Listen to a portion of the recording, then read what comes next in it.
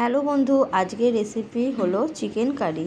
Chicken curry রেসিপিটা দেখার আগে তোমাদের কাছে একান্ত অনুরোধ, আমার চ্যানেলটাকে যদি সাবস্ক্রাইব না করা থাকে অবশ্যই সাবস্ক্রাইব করবে আর রেসিপিটা দেখে লাইক করবে। বাড়িতে বানিয়ে আমাকে কমেন্ট বক্সে জানাবে কেমন লাগলো। জ্বালিয়ে কড়াটা বসিয়ে আমি 3 চামচ তেল দিয়ে গরম করে নিয়েছি। এখন দেব কিছু গোটা গরম মশলা।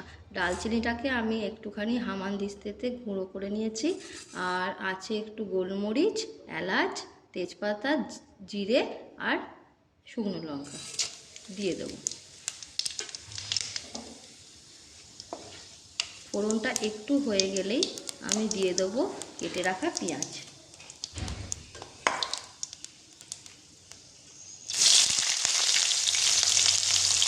সমস্ত পেঁয়াজটাকে দিয়ে দিয়েছি, এখন একটু লাল লাল করে ভেজে নেব। লাল লাল করে আমি ভেজে নিয়েছি, এখন আমি দেব আদা রসুন বাটা।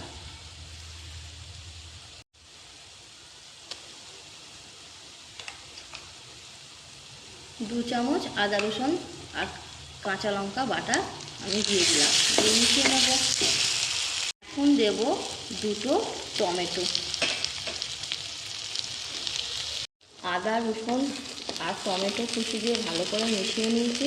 এখন আমি এতে নুন, হলুদ, লঙ্কা গুঁড়ো আর ধনে গুঁড়ো দিয়ে পেস্ট করে নিয়েছি সামান্য জল দিয়ে।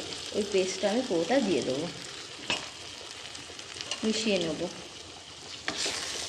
সমস্ত মশলা একটু কষিয়ে নিয়েছি, আর এখানে আছে 800 গ্রাম চিকেন। এখন চিকেনটা আমি দিয়ে দেবো।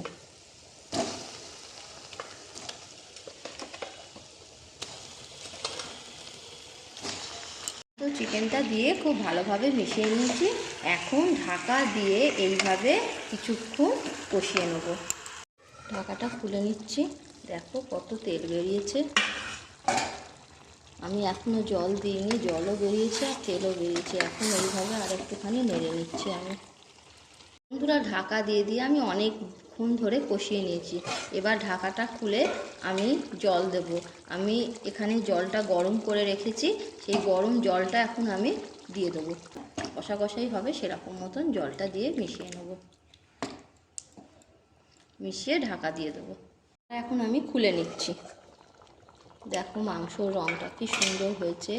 মাংসটা হচ্ছে, সবার শেষে আমি একটুখানি কাসুরি মেথি দিয়ে দেবো।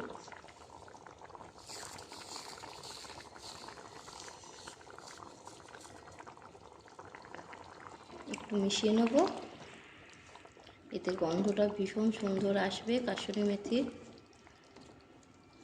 হয়ে গেছে আমার রান্নাটা, এখন আমি নামিয়ে নেব। বন্ধুরা, আমার রান্নাটা হয়ে গেছে, আমি গ্যাসটা অফ করে দিয়ে এখন আমি তুলে নিচ্ছি। তোমরাও এইভাবে একবার বানিয়ে দেখো, বাড়ির সকলের খুব ভালো লাগবে। তোমরা বানিয়ে আমাকে কমেন্ট করে অবশ্যই জানাবে যে তোমাদের কেমন লাগলো।